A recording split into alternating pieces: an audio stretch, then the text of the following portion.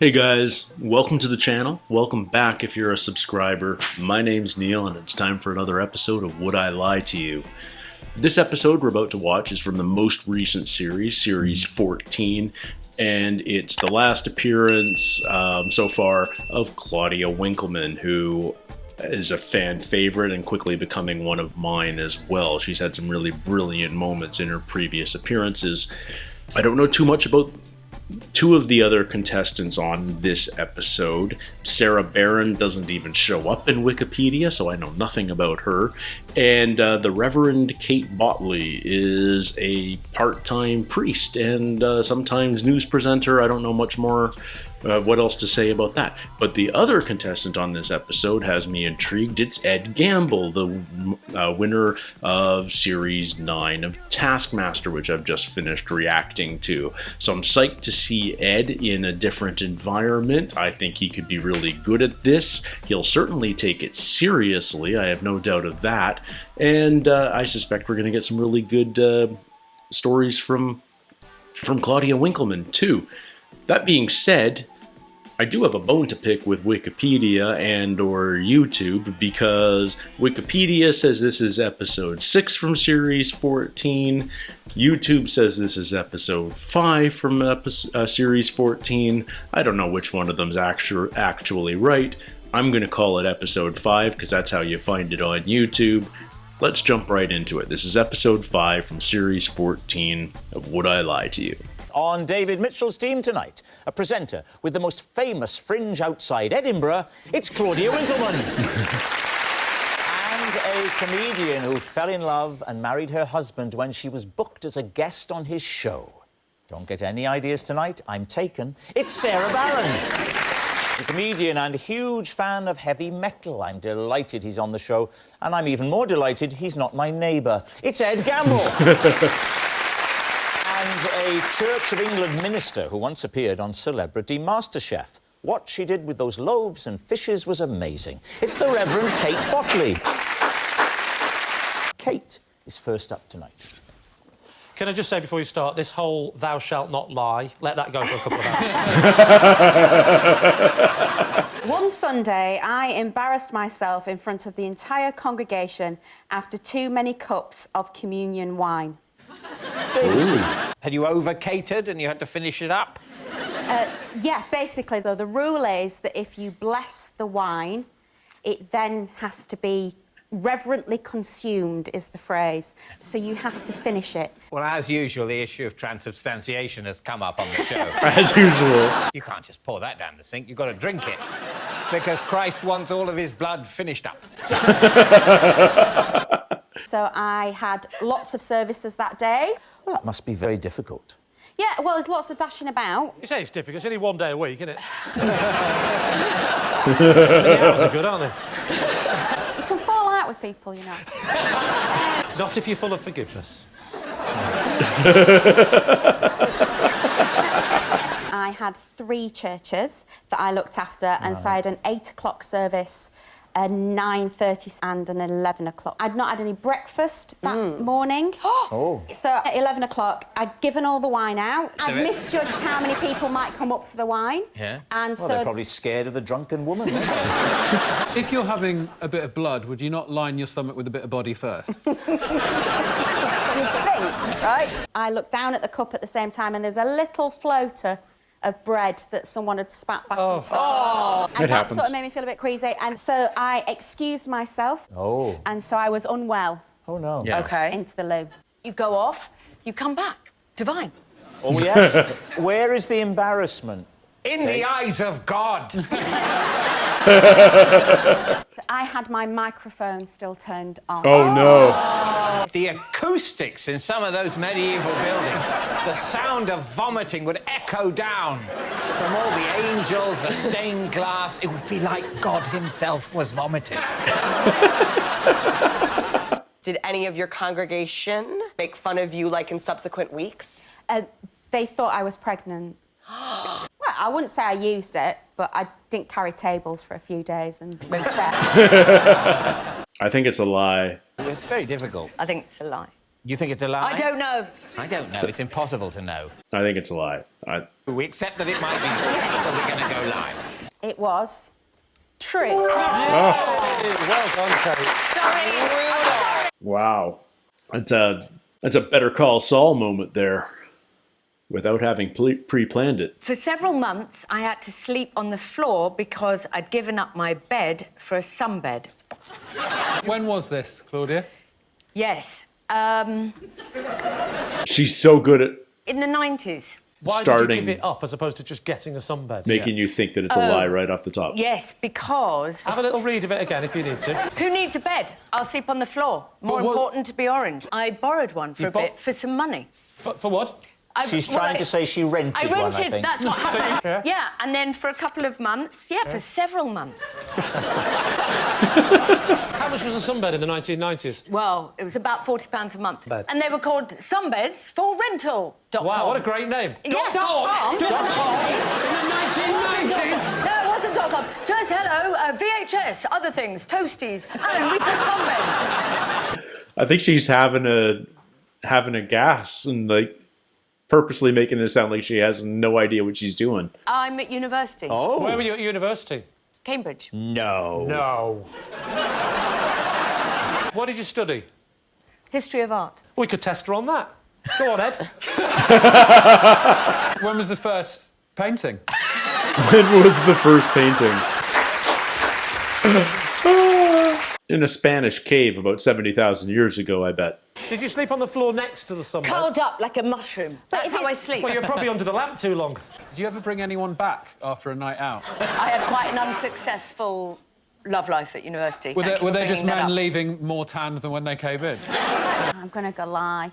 I think it's true. I think. Sometimes she tells the truth. A reverend sometimes she is lies, on to but it. what I've learnt about her is she doesn't know what's going on in her own life. I think it is true. Yeah, I'm with Lee and Ed. It's true. It is true. Yeah, Claudia's like Bob. Just assume the worse a lie it seems, the truer it is. I once watched a sad film immediately before breaking up with a boyfriend so I could generate enough tears to mask my indifference. The obvious question to ask is what was the name of the boyfriend? Jan. Jan? Jan. Jan. Jan. It was a nickname Yeah? for January. Oh, his name was January. Now it makes sense. How did you meet January, Warren? At a calendar fair or something? Yes, How long have you been seeing each other? 4 months. And what was the film you chose to watch? Beaches. The Wind Beneath My Wings. That's where that song is from. Did you ever know that you're my hero? I feel like I should press a button to close the curtains at the creme at this moment. And we're going to recreate it, OK? I've never been as happy in a relationship as I am with you. Honey, you look a little upset. What's the matter, sweetie? You want some fun time? Make it right? I'm not happy. You've been watching Beaches again, right? It sounds like I've been watching the Muppets. You know what? I'm turning into Fozzie Bear. Yeah. Did you watch Beaches with him? Yeah. You sat with him to watch it, Oh. and the plan was that's always to finish devious. by the end of the film. He would be, like, less angry because I was already crying. He was sad. Well, he'd been watching Beaches as well. So already he's in a terrible mood. They're 100% true. I'm gonna go 70% lie. Right, well, I'm going to commit even further. I'm going to say 50% true. It's true. It's true. I think 80% true. A lie! January's a girl's name. I should have known better. Please welcome this week's special guest, John. So, Ed, what is John to you? This is John. I once hid behind my shower curtain after mistaking him for a burglar. I was renting a new flat, and it was the first night that I was there. I was asleep, and I was woken up by someone coming into the front door, and I wasn't expecting anyone, so my immediate reaction was to panic, ran to the bathroom, locked the door, got into the bath, shut the shower curtain. What was he doing in your flat? So it emerges that he was the previous tenant. He was drunk and just went home on autopilot. Didn't you change the keys when you took over? You can't just change the keys, you have to change the locks as well, otherwise they don't work. And obviously, John hadn't given his keys back. Well, so I was in the bathroom for quite a long time, panicking, because I thought there's a burglar. Sort of an all-over fizzy feeling. Yeah. You're as fizzy as anything. Yeah. Girlfriend's away, you do the move. All right, OK. And he's in. That's exactly how the conversation went. I was fizzing for about an hour, and I could hear them smashing around, like fumbling around. Smashing around or fumbling around? Yes. They're different things. No, well, smashing and fumbling. Ed, what is the moment when you decide to open the bathroom door and emerge? When it's gone completely silent. I was hoping he'd gone. You come out, cowering.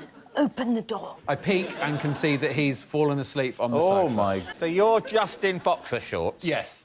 One can feel vulnerable like that. Yeah. What do you sleep in, David? Do you sleep in the full matching top and bottom pyjama? Of course he does. Actually, seeing as you're interested, my most recent system involves more pyjama-ish bottoms, and then actually it's more like a T-shirt on the top, which is incredibly modern. I sleep in my boxer shorts if I'm cold, and if I'm feeling hot, nothing. Now I'm aroused. Yeah. That was a joke. So you're in a Lee Mack-style nocturnal outfit. Yeah, the cold version. I did have a small vase in one hand just in case it turned rough. And you pick it up? On the way. Right, OK. Off the little table. Well, I'm not fully unpacked. Knick-knacks first, necessities later. Yeah. You're there in your boxers, you got your knick-knacks out. What happens... What happens next? Gently woke him up, and he was a bit confused, to be honest, but once he realised what he'd done, he was very, very embarrassed. This is John. He gave me the best day of my life at the National Funeral Exhibition. So what is the National Funeral Exhibition? It's like the trade show. I like to call it the Hearse of the Year show. John took me along because John is my local funeral director. You could get in a coffin and you could have the lid put on. Did you give it a try, Kate? I did get in a coffin and had a little try in one. Well, I'm never going to know what it feels like, you will really, one day. am I? You will one day. You won't one day, Rob. Well, I think when we die... We're alive. We're still alive. I had to go on a grave digging machine. That was a lot of fun. I was going to say, is that just a spade? We went round the exhibition. He was shopping for something. New top hats for all the staff, and he also needed more storage, a bigger fridge.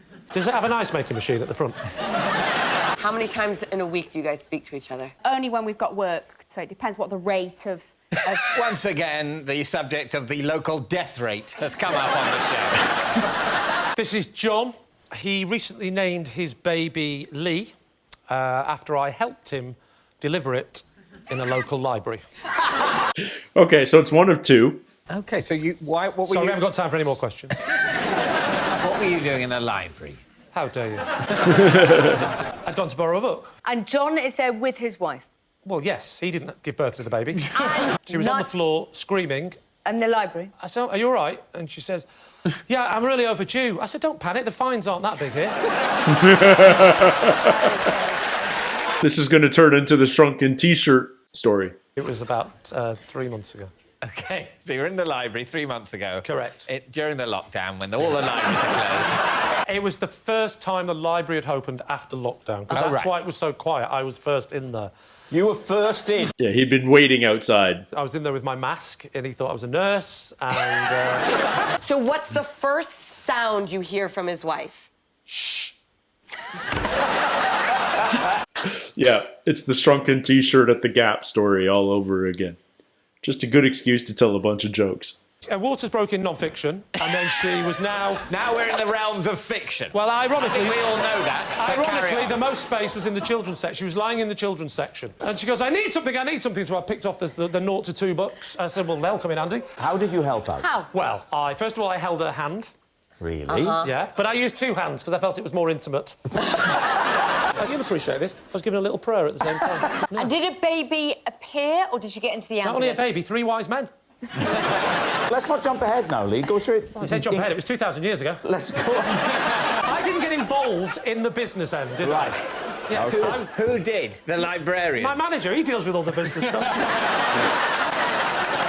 But So at the beginning, when Ed first told his story, I didn't buy it. I buy Ed's story. Now, looking at him, I'm getting more of the drunk guy and less of the funeral director. Does John have a family, Kate? Yes. What do they comprise of? I'll tell you. A small baby called Lee and a wife. Time to decide. Well, John, would you just tell us? I'm going to go funeral director, although I like Ed's story. I'm John, and I took Kate to the National Funeral Exhibition. Yeah.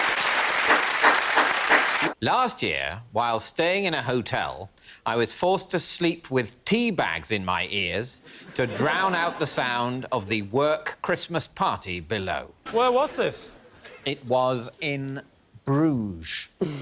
In Bruges. What were you doing in Bruges? Little Christmas break. Yeah. From your wife? On the run after committing a murder. We were there for 3 nights. Did this happen only on one night? Yes, it was a one-night Christmas party. Obviously, it didn't really take off. Was it just you with the tea bags, or did your wife put the bourbons in or something, or...? Is that a euphemism? She had less difficulty sleeping than me. Why, had you been talking again? I don't believe you're a man who would travel without earplugs to a hotel. Well, I'm asking you to believe that I am not only a man who would travel to a hotel without earplugs, but someone who has never taken earplugs to a hotel ever. Wow.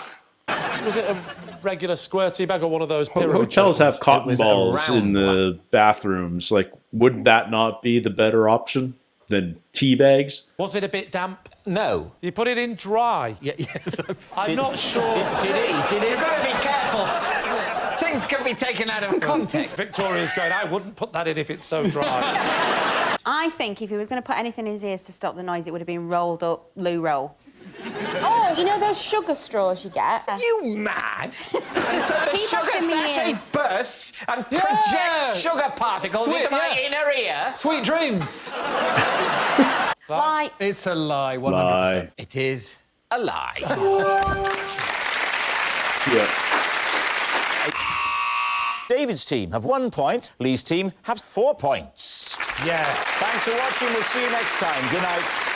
I think Claudia is the best contestant at making you think that she's lying. Like, she just goes into full-on, I don't know how to tell a story mode. And yet the stories are so absurd that you kind of buy it. You know, like, who gives up a regular bed so they can have a tanning bed? And she played that really well. Almost too well. Like, it was like a bad actor lying on camera. But yeah, fun episode. I wish there was a little more Ed. We only got the one story as the part of What Am I to You? But another great Claudia story. Reverend Kate Botley. She was really entertaining. Thank you guys so much for joining me. Stay tuned. In a couple of days, we'll do another one of these. There's plenty of more episodes of Would I Lie to You to come. Until the next one, take care, stay healthy, and we'll see you soon. Cheers.